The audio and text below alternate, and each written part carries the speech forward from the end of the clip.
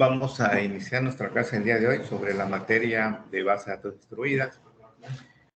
Estamos viendo el tema referente al manejo de transacciones bajo una arquitectura de distribución. Y bueno, en la clase del día de ayer habíamos mencionado que como parte fundamental de un modelo transaccional debemos definir el modo de lectura que van a aplicarse sobre las filas que se va a comprometer en las operaciones de SQL que vayamos a incluir en nuestra lógica de transacción como una unidad operacional, es decir, una regla de negocio más compleja que puede involucrar operaciones diferentes sobre tablas diferentes y que todo conforman una lógica avanzada para el caso de las empresas que tienen que realizar ciertas verificaciones para que la información de lo que ocurre en el mundo real pues se siga manteniendo consistente. Bien, entonces el día de hoy vamos ya a ver, sobre todo para los que no llevaron la materia de taller de base de datos de manera más práctica, ahí si pueden levantar la mano, aquellos que no desarrollaron realmente transacciones cuando vieron la materia de taller de base de datos, pueden levantar la mano, jóvenes. Porque realmente esto es la base, ya sea para utilizar los gestores de base de datos, independientemente que estemos en una arquitectura centralizada o en una arquitectura distribuida. Aquí lo fundamental es entender cómo se desarrolla una transacción, cómo se modela, bajo qué criterios y los problemas que se pueden presentar. Obviamente, en un ambiente distribuido, pues esta transacción, el gestor la va a dividir y la va a dirigir hacia los diferentes servidores que estén colaborando. Además de que estos motores en un ambiente distribuido utilizan 3 fases o 3 tipos de protocolos para que se puedan llevar a cabo, a diferencia de los gestores centralizados que nada más requieren 2. Bien, entonces voy a dejar de transmitir el video para compartir mi pantalla y tener una mejor velocidad de transmisión. Bien, entonces como ya hemos visto la teoría y habíamos mencionado que existen 4 formas de lectura. Si me confirman que están viendo la diapositiva, jóvenes, donde tenemos la instrucción Set Transaction Isolation Level. ¿Sí la están viendo? Sí, maestro. Entonces, el día de ayer hablamos sobre esto, ¿no? Que hay 4 modos de lectura. El primero conocido como lectura sucia, lectura terminada, lectura repetible y lectura serializable. En el caso de MySQL, en el caso de Informix, se conoce como Div to Read, Commit Read, Cursor Stability y Repetible Read. Son equivalentes. Entonces, vamos a ver un pequeño ejemplo, obviamente que en MySQL, que sería una base de datos centralizada, ya que requeriríamos obviamente tener una infraestructura de distribución que nos llevaría más tiempo, para que ustedes vean ya físicamente cómo es el comportamiento de una transacción y terminaremos hablando sobre los problemas que se pueden presentar debido a que precisamente no se estén utilizando estos modos de lectura acorde a lo que el proceso requiere verificar y obviamente dejar guardado de manera permanente. Bueno, entonces vamos a ver un código ya directamente, para lo cual ahora estamos viendo la consola de administración de MySQL. Y me confirma que están viendo una base de datos que se llama Norwin del lado izquierdo. Entonces, lo primero que vamos a hacer es abrir esa base de datos con la instrucción use. Se va a poner en negritas la palabra Norwin. al abrirla. Entonces ya se puso en negrita, lo cual significa que ya está activa. Si están viendo esta interfase, ¿verdad, jóvenes? Sí, maestro. Ok, bueno. Entonces vamos a explicar en sí en qué consiste una transacción. Entonces, una transacción realmente es un conjunto de operaciones que está entre el inicio y la terminación de lo que vamos a modelar como operaciones agrupadas de todas o ninguna. Entonces, aquí tenemos en gris lo que se llama set transaction isolation level, es decir, estamos al mismo tiempo que estamos iniciando una transacción, estamos indicando en qué modo de lectura vamos a bloquear o también a compartir las filas que a partir de esta instrucción van a continuar para las operaciones que se van a modelar bajo una lógica. Y bueno, ¿dónde termina? Cuando encuentra el commit. El commit es dejar de manera permanente, es decir, el manejador al encontrar el commit tiene la certeza de que si llegó hasta esta instrucción y no hubo ninguna violación a las reglas de integridad que se definieron en las tablas, pues ya puede guardar de manera permanente estos cambios. Pero si por alguna razón en alguna de estas operaciones, aquí por ejemplo tenemos un insert, tenemos un update, entonces son dos operaciones diferentes. En un insert pudiera haber un problema de que se duplique una llave, o de que el campo, uno de los campos que se está insertando dentro de la tabla es requerido y está vacío. Entonces, cualquiera de esas violaciones a la integridad detiene la transacción y por lo tanto no va a guardar los cambios de manera permanente. Esto obviamente lo haría el gestor y desharía los cambios.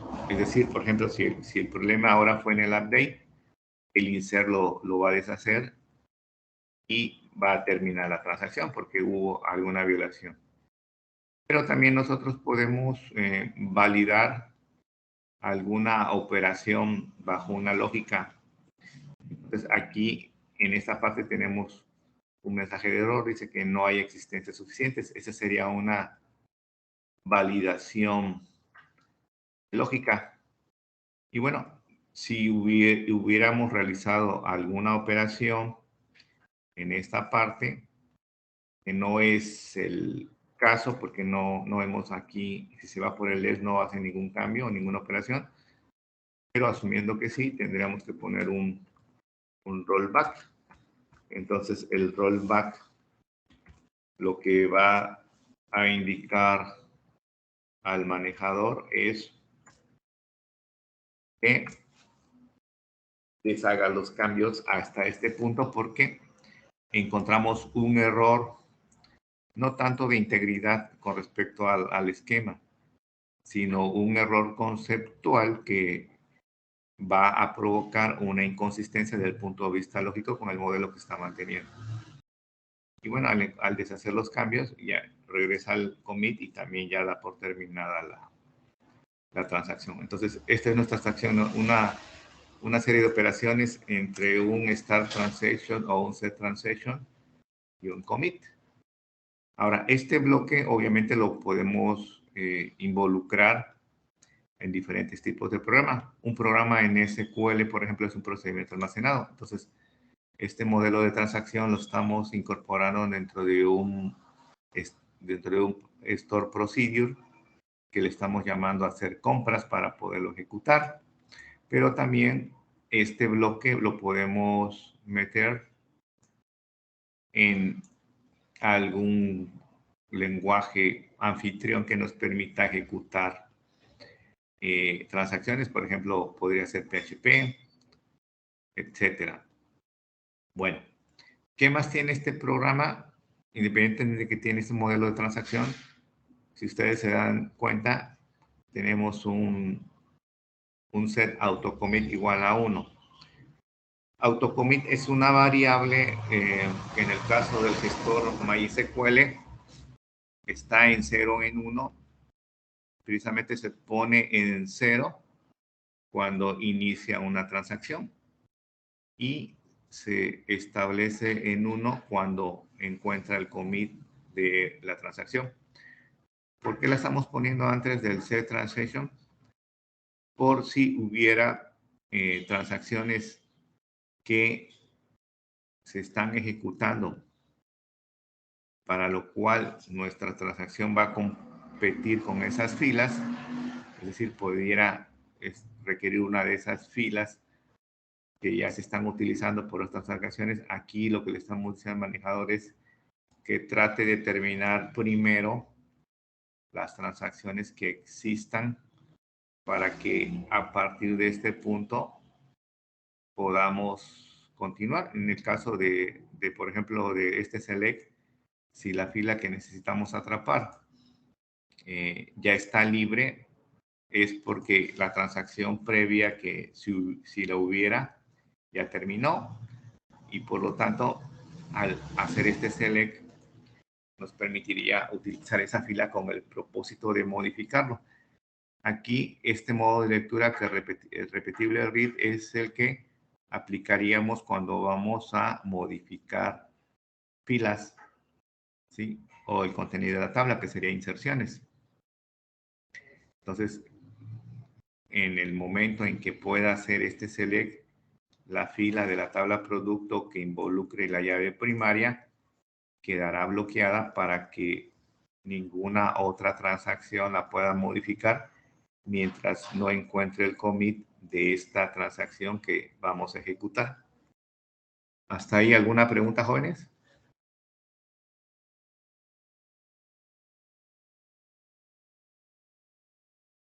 No, profe.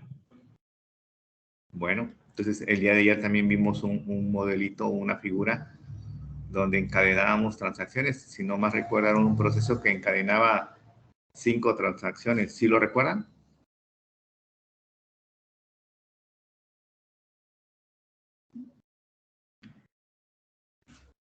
Entonces aquí estamos asumiendo que si estamos en la transacción 3 o 4, pues hay una previa, ¿no? Y con esto le estamos indicando que termine esa anterior para que nosotros iniciemos una nueva. Bien, aquí tenemos otro bloque. Este bloque es un handler, la declaración de un handler. Y este bloque lo tenemos porque estamos aquí nosotros validando una lógica, ¿no? de verificación de la regla. ¿Qué es lo que estamos verificando? Esencialmente en este modelo pequeño, que existan suficientes cantidades de un producto que se va a vender. Entonces, si no existen suficientes existencias, estamos controlando esa verificación. Pero pudiera suceder que el error se debió a que el servidor se tuvo que salir por alguna contingencia, o como yo les indicaba, aquí pudiera haber en esta inserción una llave duplicada, ¿sí? No sabemos si pudiera haber una llave duplicada, pero como no estamos controlando ese error, es decir, tendríamos que hacer un programa más elaborado para validar más cosas, pues en cualquiera de esas situaciones donde tenga que ver con una violación a la limitante de integridad de la tabla, es decir, que existan llaves duplicadas, campos requeridos, que estemos insertando un valor no permitido en un campo. Entonces, como ese error no lo estamos atrapando, pero SQL sí lo va a detectar, y entonces cualquiera de esas situaciones va a llevar a cabo que la excepción de error se venga al handler, y entonces nada más vamos a decir que hubo un error, ¿sí? Hubo un error y bueno, ya no estamos entrando en detalle para no hacer tan complicado este programa, pero para eso sería el handler, para atrapar un error inesperado. ¿Sí me explico, jóvenes?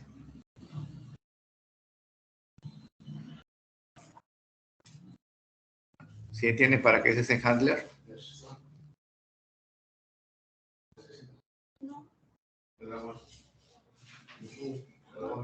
¿Alguien que confirme si entendió para qué es el handler? ¿Sí? Queda muy bien claro. Bueno. Y aquí estamos poniendo el autocomido otra vez en 1, precisamente porque como si el error se incurrió dentro de la ejecución de nuestras operaciones, pues es obvio que no llegó al commit de manera normal. Entonces, le vamos a indicar que ya terminó la transacción o que te la termine poniéndolo en 1, ¿no? Entonces, mi transacción que estaba en ese momento, encontramos el error y bueno, aquí yo creo que lo más conveniente no sería ponerlo debajo del texto, porque va a ser demasiado rápido, sino que lo ponga antes del mensaje. Entonces, decirle, bueno, vamos a terminar esta transacción por un error inesperado de cualquier tipo y se va a salir va a terminar el procedimiento almacenado. Y bueno, el bloque del procedimiento almacenado es este begin y este end. ¿Sí? Entonces, entre el begin y el end ya está todo el programa de la lógica, ¿no? Tenemos la excepción de error, estamos modelando una transacción, estableciendo que cualquier transacción previa que vaya a estar de manera concurrente con las filas que necesitamos utilizar, termine y ya después vienen nuestras instrucciones y nuestra lógica. Ahora, como yo les comentaba, ¿no? Una transacción es una unidad operacional para validar una lógica más compleja, es decir, que se hagan varias operaciones o ninguna. Entonces, vamos a explicar cuál es la lógica de esta transacción, es decir, del programa hacer compra, que es un procedure. Entonces, ahora sí, nos vamos a enfocar en la base de datos Norvin, que tiene varias tablas. ¿Sí? Y particularmente esta base de datos es un modelo conceptual para un modelo de negocio de ventas de productos. Si no más recuerdo, los productos que tiene esta base de datos son productos de cocina. Entonces, cuando un cliente compra un producto, se establece una orden de compra, que es la tabla órdenes. Entonces, la tabla orden realmente es el encabezado de la orden de compra porque dentro de las columnas que tiene, pues viene la clave del cliente, obviamente se le da un número a la orden, indica qué empleado vendió la orden, en qué día la vendió, si tiene que embarcar ese producto, en qué fecha requiere el producto el cliente, la vía de traslado de esos productos, su peso, y bueno, una serie de datos que tienen que ver con la orden, donde obviamente el order ID es la llave primaria. Pero estos son los datos generales de la orden. Ya cuando se vende un producto realmente, entonces se genera el detalle de esa venta en lo que sería la tabla detalle de orden, donde la tabla detalle de orden tiene otra vez la llave primaria de la orden, pero también tiene la clave del producto que se está vendiendo dentro de la orden, tiene el precio por pieza de ese artículo, tiene la cantidad que se vendió dentro de esa orden y tiene algún descuento que se le pudiera aplicar al cliente. Entonces son 5 columnas. Y esto se relaciona también con la tabla productos porque obviamente el producto que se venda dentro de la orden debe de existir. Entonces la tabla producto, dentro de sus características propias está su llave, la descripción del producto, qué proveedor nos los proporciona, si entra en una categoría de agrupación de productos y viene el precio por unidad que en ese momento aplica y viene algo para poder controlar los inventarios o las existencias. Entonces la columna unidades en inventario es el que nos indica cuántas existencias hay de ese producto en ese momento. Viene el punto de reorden, que es un control de inventarios, es una filosofía para controlar. Viene el nivel de reorden y si está discontinuado o no el producto.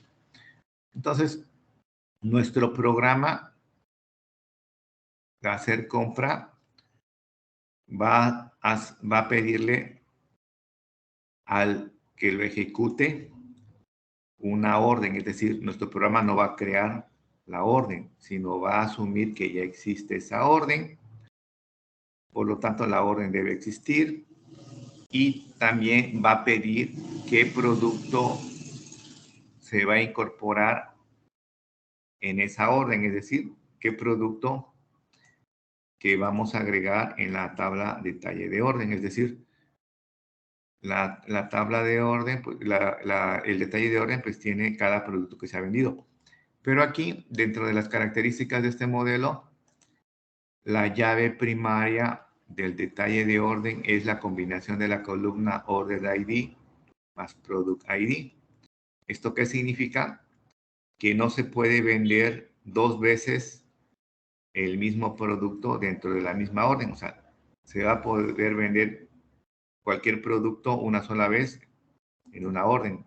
En el momento que se quiera vender la segunda vez el mismo producto, se va a duplicar la llave y eso sería un generador de error en nuestro esquema o en nuestra regla de integridad. Entonces, nada más esa es la salvedad. O sea, estamos pidiéndole productos que se agreguen nuevos dentro de la orden y finalmente se le está pidiendo qué cantidad requiere venderse de ese producto en esa orden.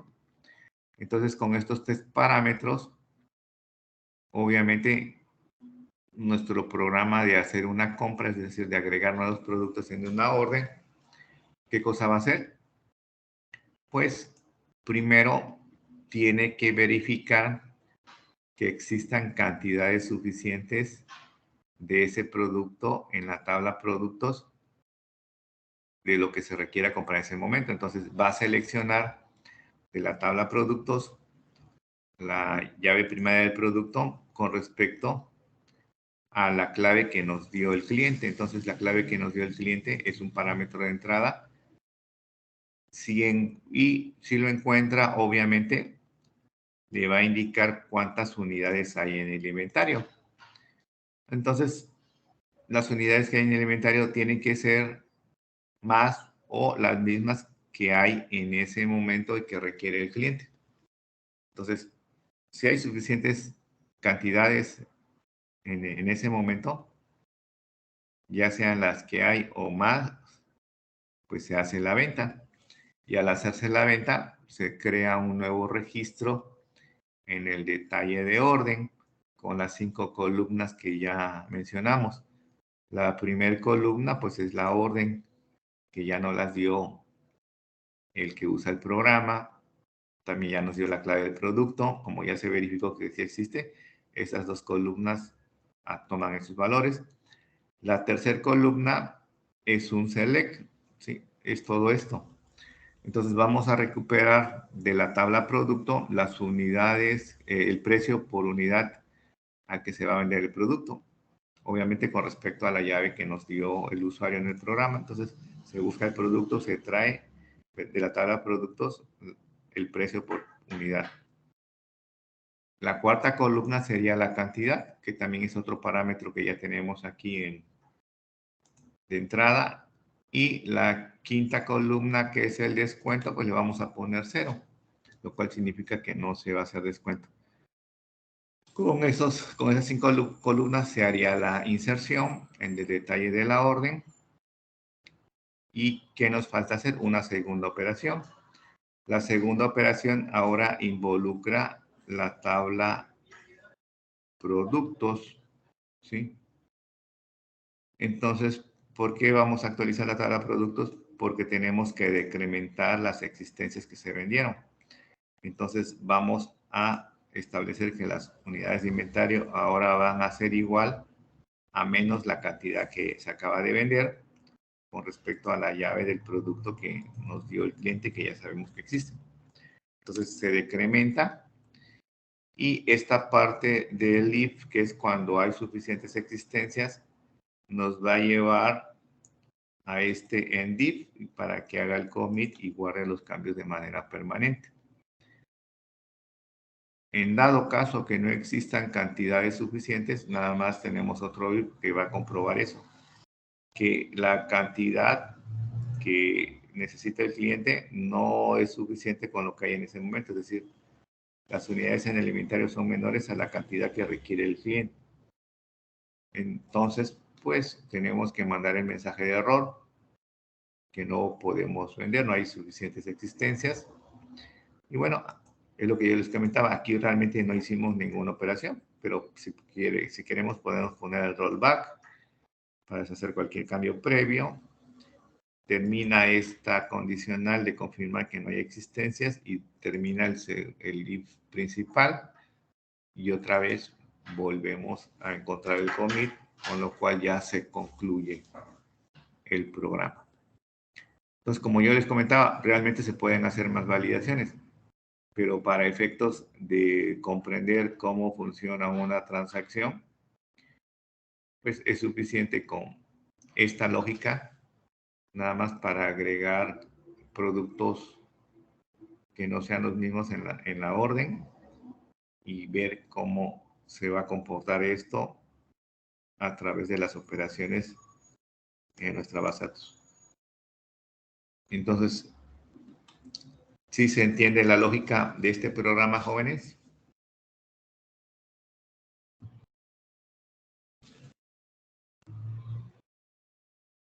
¿Sí entendieron la lógica?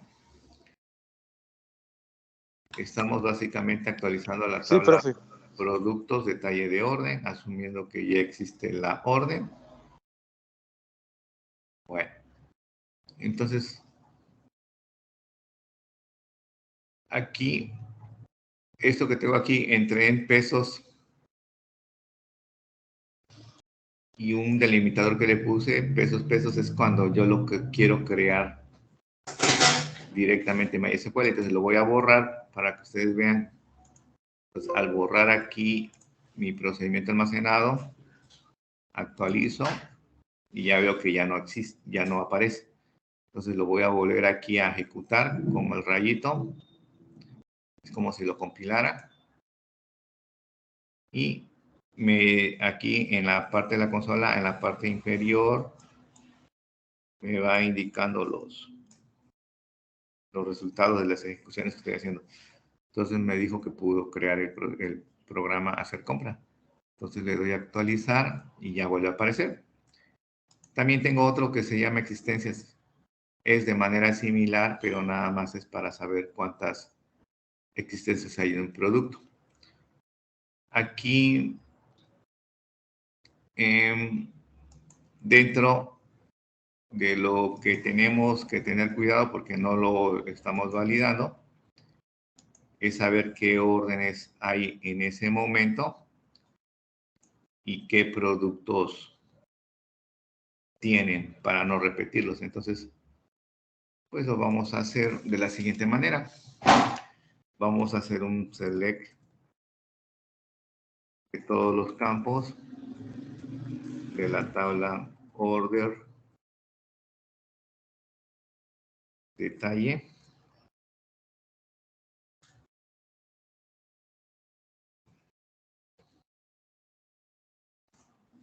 Para encontrar el escenario que necesitamos probar.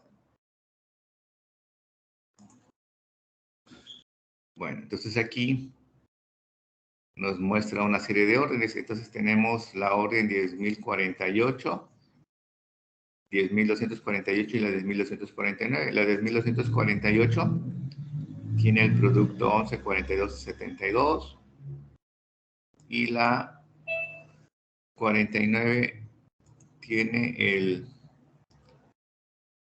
14 y 51. Entonces vamos a escoger uno que no que no esté en ninguna de las dos. Entonces podríamos escoger el 1. Entonces vamos a llamar cuántas existencias hay del 1. Este es otro procedimiento almacenado. Me dice que el producto 1 tiene 39. ¿Sí? Entonces, si yo quisiera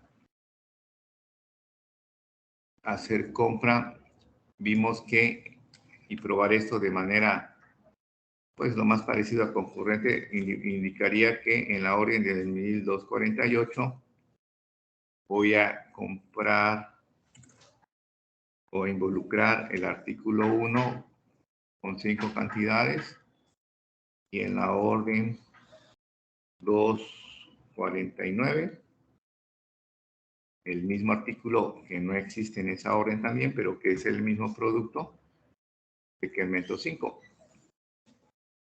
Si ambos procedimientos se ejecutan de manera simultánea, ya sea, no sabemos si lo puede hacer casi al mismo tiempo el manejador, pues esperamos que el producto 1 al final aparezca con 29, ¿sí? Otro escenario sería que si yo le pusiera que quisiera comprar 40 al artículo 1 para la segunda orden, aquí está, aquí es mal, es la 10.249, sí, es aquí ya, ok. Pues la primera transacción sí se haría y me quedaría en 34, y la segunda ya no se podría hacer porque ya no va a haber existencias suficientes. Entonces, nosotros podemos probar varios escenarios, ¿sí? Pero bueno, vamos a poner que los dos se ejecutan sin problema, que van a poder efectuarse de manera simultánea porque van a afectar el mismo renglón en la tabla productos, aunque van a insertar renglones adicionales en la tabla detalle de orden. Y confirmando esto, estamos hablando de la orden 10.248 y la 10.249, la que nos serviría, ¿no? Este otro programa, por ejemplo, de existencia, si yo busco la 99, producto 99, creo que el 99 no existe. Y aquí me lo está diciendo que no existe la clave del producto. Pero esa es otra lógica y obviamente aquí me dice que el 1 pues sigue teniendo los 39. Entonces, jóvenes, ¿sí está claro lo que vamos a hacer? O sea, si todo está bien, el programa hacer compra para este escenario de ejecutar estas dos operaciones, pues van al final a tener 29 porque las dos se pueden efectuar.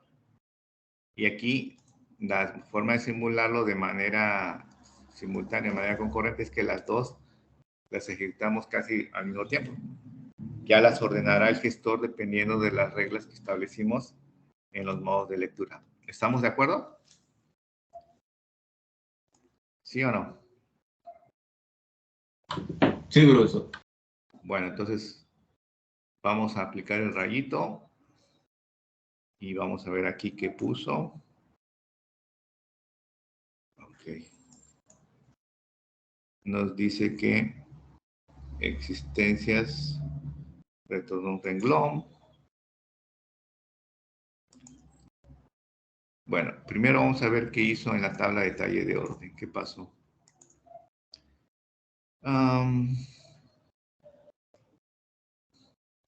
Vean ustedes, en la 10.248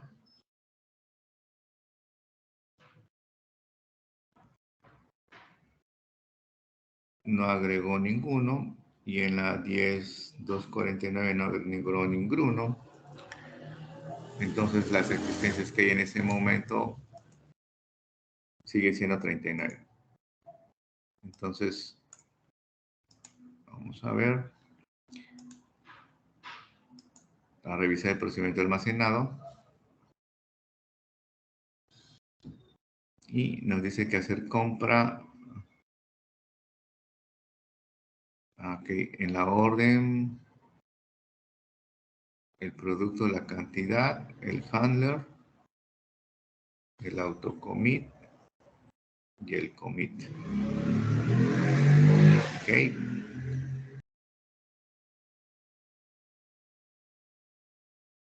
Cerramos.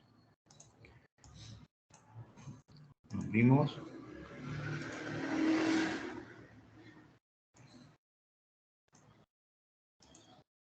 Aquí está corriendo. Nos dice que afectó. No ha afectado ninguno. Entonces se comporta como que no entró al if. Así. Ok, entonces vamos a ver.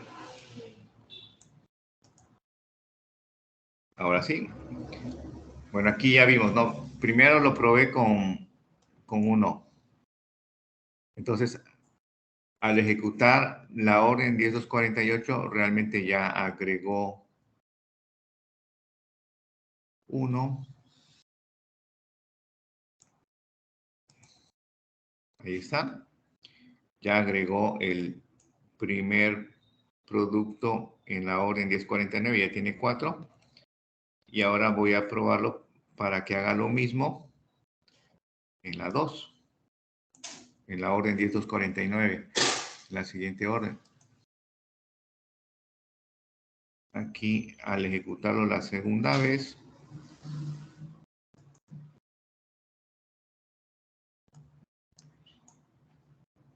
es donde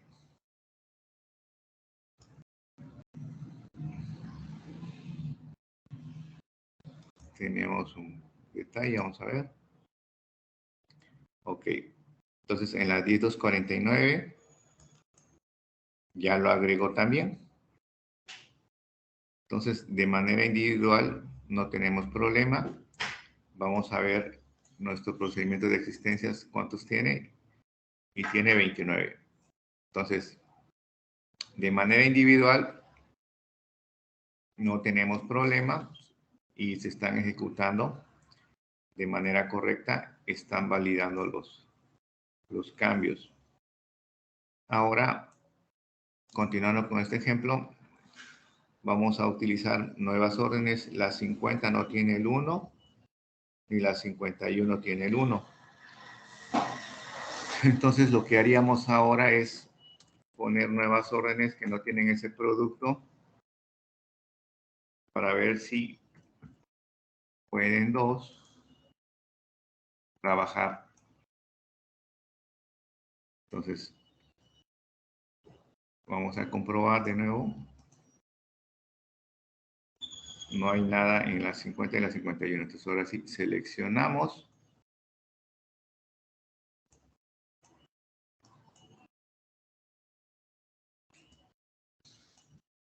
Y ejecutamos. Vamos a ver qué dice la consola. Nos dice que, bueno, aquí ya no tenemos más. Ok. Sí, nos dice que ejecutó al menos los parámetros 50 y 51 con el producto 5. Y vamos a ver qué nos dice el detalle de orden. Entonces, en el detalle de orden, vamos a ver los datos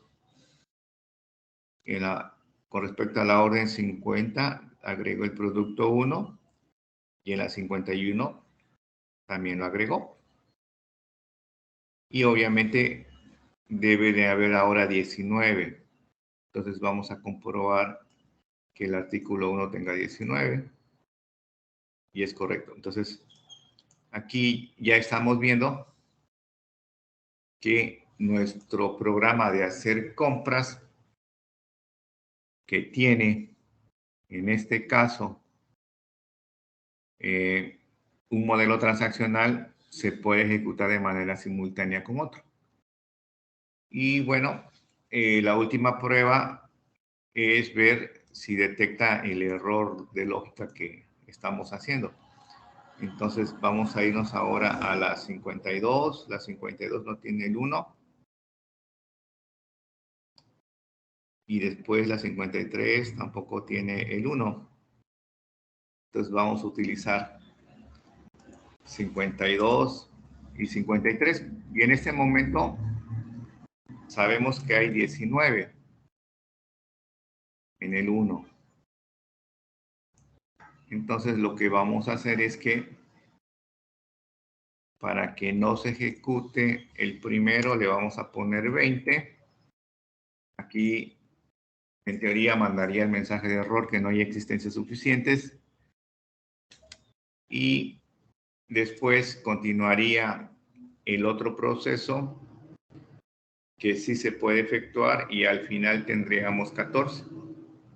Inclusive, bueno, podríamos meter aquí en medio de los dos el programa de coexistencias, pero bueno, no lo vamos a hacer porque ese tiene otro modo de lectura. Vamos a verificarlo. Miren, aprovechando que estamos viendo esto, este es el programa de existencias. Y la lógica aquí es muy simple. La lógica aquí es nada más validar si la clave existe o no, y nos da la existencia en el inventario. Pero también una diferencia es que el modo de lectura es read commit. ¿Qué significa read commit? Que el registro o la fila que se va a procesar después de que inicia la transacción solamente será consultada, por lo tanto, se va a permitir a otra transacción que la use siempre y cuando no la quiera modificar. Pero si esa transacción la está modificando, pues ya no la va a poder compartir, ni tampoco va a poder leer. Sí, entonces ese es un modo diferente al que tenemos a repetible red. Y para hacerlo más interesante, pues podríamos ponerlo en medio. Aquí vemos que el comportamiento de los modos de lectura, pues serían combinados, ¿no? Es decir, hay 3 procesos que se van a efectuar hasta este momento serial, pero el primero modifica, no va a poder modificar, entonces este segundo sí va a poder utilizarlo porque no le permite modificar, y el último se va a completar. Y al final debemos tener 14 en lugar de 19. Entonces lo vamos a ejecutar bajo ese criterio y aplicamos. Vemos que nuestra consola nos dice que sí, efectuó el 53 también. Entonces también efectuó el de existencias y obviamente vean ustedes, aquí no sé si alcancen a ver, jóvenes.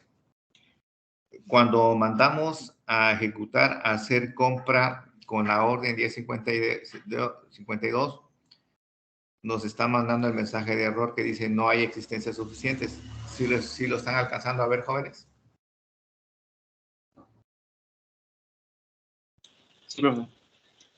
Entonces, eso significa que sí mandó el mensaje de error, por lo tanto, deben de quedar 14, ¿sí? No 19, porque aquí detuvo la modificación, es decir, detuvo la compra. Aquí nos dijo que había otra vez 19, aunque fue demasiado rápido. Y aquí efectuó la compra de 5, por lo tanto deben de quedar 14. Entonces vamos a comprobarlo. Mandando llamado otra vez a existencias con 1. Y vean ustedes. Realmente hay 14 y esta secuencia que seguimos pues está respetando las reglas de integridad que existen en la base de datos.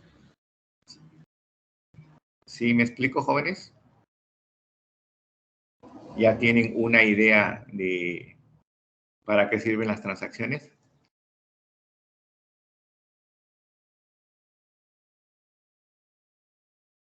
¿O alguien tiene alguna duda que quisiera aclarar?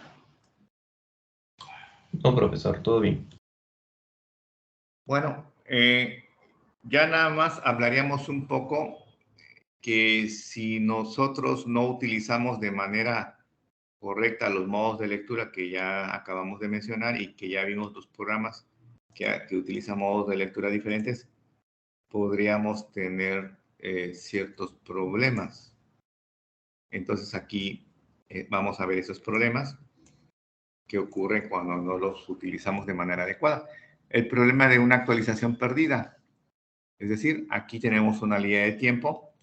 Vamos a suponer instante 1, 2, 3 de cualquier hora. Inicia una transacción como la que acabamos de hacer para un producto y nos dice que hay 139. En el instante 2 inicia una segunda transacción que va o que requiere utilizar esa misma fila, por lo tanto el resultado va a ser el mismo. Hay existencia 139. En el instante 3, la transacción 1 acepta decrementar en 100 esas existencias, por lo tanto, obviamente que van a existir 39 en un momento dado. En el instante 3, al mismo tiempo, prácticamente la transacción 2 requiere 129. Como está viendo también 139, pues también confirma de que va a poder realizar la venta. En el instante 4 se aplica el update de la primera transacción y decrementa en 39. Y en el instante 5 se aplica el decremento de 129 y quedan 14. ¿Cuál fue el problema aquí, jóvenes? Que precisamente tiene que ver con lo que hicimos ahorita. ¿Cuál fue el problema ahí?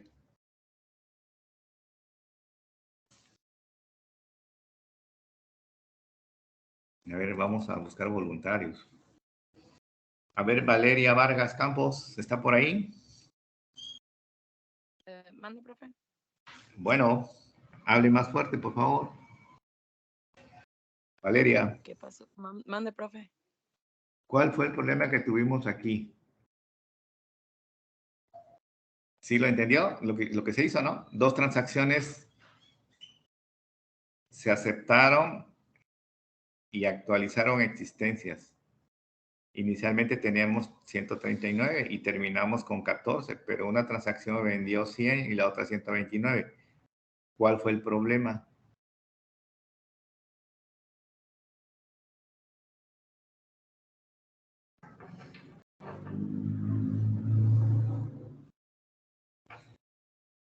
Valeria.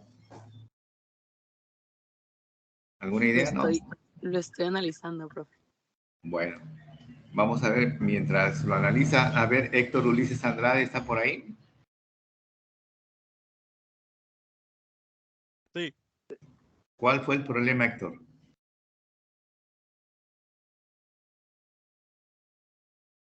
Yo podría considerar que se vendieron productos que ya no habían.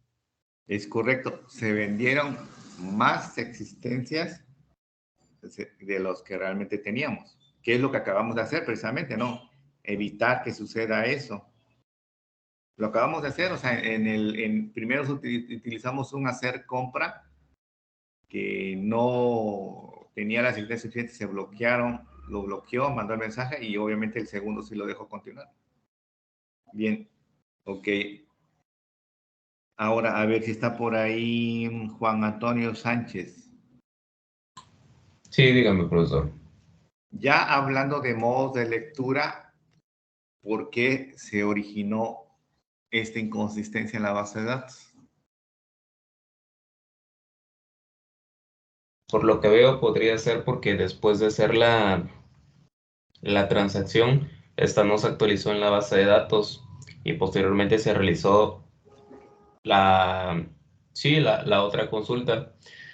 Y al ejecutarse la actualización de la primera, queda pendiente la de la segunda. Por ejemplo, aquí, en la transacción 1 se acepta pedido de 100. Ajá. Y luego, después de eso, debió haber pasado lo de abajo que dice Update Products, porque después acepta pedido de 129. Entonces, primero, después de eso, a las 12:04 se actualiza la base de datos, pero luego al volver a actualizarse, pues ya, obviamente ya no tiene los productos en stock, porque no Claro. se actualizó, y entonces ahí radicó el problema.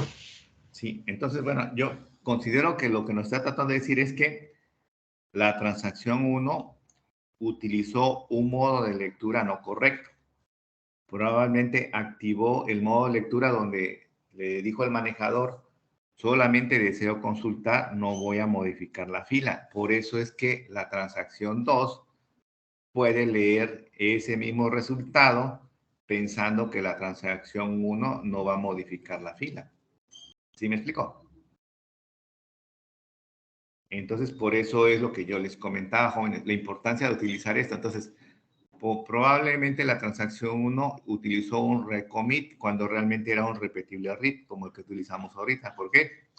porque en el momento en que pudo leer, atrapar la fila, aquí la debió haber bloqueado para que la 2 no pudiera utilizarla para su propósito de aceptar 129. ¿Sí me explico?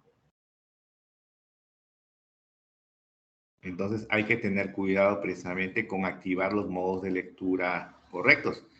Si vamos a hacer un update o un insert, pues tenemos que utilizar recommit. Si solamente vamos a consultar y no vamos a modificar, perdón, si vamos a actualizar o insertar filas sería un repetible read. Un repetible read. Si solamente vamos a consultar, pero sabiendo que nadie está modificando la fila, aplicamos un recommit. ¿Sí? Esa es la gran diferencia y por eso puede provocar eso. Entonces, el hecho de que ustedes apliquen una lógica compleja como la que acabamos de ver de inserciones, actualizaciones, etcétera, de nada sirve que la tengamos bien desarrollada si la echamos a perder con el modo incorrecto de bloquear, sabiendo que va a haber otros procesos que van a competir por esa misma fila. Bien. Segundo problema, datos no confirmados. Aquí esto se vuelve un poco más crítico porque, al igual que el ejemplo anterior, pues tenemos dos transacciones iniciando para el mismo producto. El primero es 139, acepta en ese momento 100, después viene y obviamente hace el decremento correcto. Hasta el instante 3 todo va bien. Pero viene la transacción 2, ve los 39, los rechaza porque requiere 125, pero resulta que en el instante 5, la transacción 1 hace un rollback. Ya vemos que el rollback es para deshacer los cambios, ¿no? Y regresa a los 130, y obviamente regresa a 139 las existencias. Aquí, ¿cuál es el problema? Que se perdió una oportunidad de que realmente la transacción 2 pudiera comprar los artículos que había en ese momento porque no los pudo comprar porque pensó que había 39, pero nunca le dijeron a la transacción 2 que iba a haber un rollback. Entonces, ¿esto qué sucede o qué pasó? Pues lo que pasó es que la transacción 2 inició antes de que la transacción 1 terminara. En otras palabras, si realmente la transacción 2 hubiera iniciado después de que la transacción 1 terminara, hubiera visto el rollback, ¿sí? Porque acuérdense que la instrucción realmente para dar por concluida una transacción es el commit, cuando encuentra el commit el programa. Y el rollback siempre va a ser una instrucción antes del commit. Entonces, esto sucede cuando no tenemos en cuenta que podemos iniciar transacciones sin que otras no hayan concluido. Y me refiero precisamente a esto que habíamos visto. ¿Cómo aseguro no ver una transacción que no ha terminado? Pues le tengo que decir al manejador, aquí está. Aquí está, perdón, es en esto. Cualquier transacción previa a la que yo inicie, dime que ya terminó. Entonces es simplemente poner un set autocommit. Aquí le estamos diciendo, dime si alguien no terminó para que yo pueda utilizar esas filas o espere tantito. Otra forma de hacerlo, cuando es más restrictivo, es decir, cuando queremos que de alguna manera las transacciones sean más rápidas, es hacer un retardo. ¿Sí? Hacer un retardo, por ejemplo, dentro de este select como una instrucción después para que espere un tiempo este programa con el propósito de que se libere la fila que necesita. Pero obviamente hay manejadores que sí permiten hacer retardos, hay manejadores que no permiten hacer retardos. Y nada más para que vean este tipo de programas, déjenme ver si aquí está. Ok. Aquí está. En el caso, por ejemplo, de la plataforma que ustedes van a utilizar, que sería SQL Server, sí nos permite hacer retardos. En el caso de MySQL no estoy seguro. Entonces, fíjense, podemos hacer un retardo poniendo un wait for. O sea, ese delay de 5 milisegundos es una eternidad con respecto a la capacidad de procesamiento. Entonces, aquí le podríamos decir, hey, espérate un poco por si hay una transacción que pueda terminar. Y aquí tenemos ese wait for delete, es un retardo, ¿no? Pero obviamente no todas las plataformas nos permitirían hacer eso. Por eso es que en el caso de MySQL pusimos un autocommit para asegurarnos que otra no comience. Y esa fue la situación que estamos analizando aquí. Bien, jóvenes, entonces por falta de tiempo vamos a dejar aquí. La semana que viene veríamos otros 2 casos y que pasen un buen fin de semana. Termino la grabación y nos vemos la semana que viene.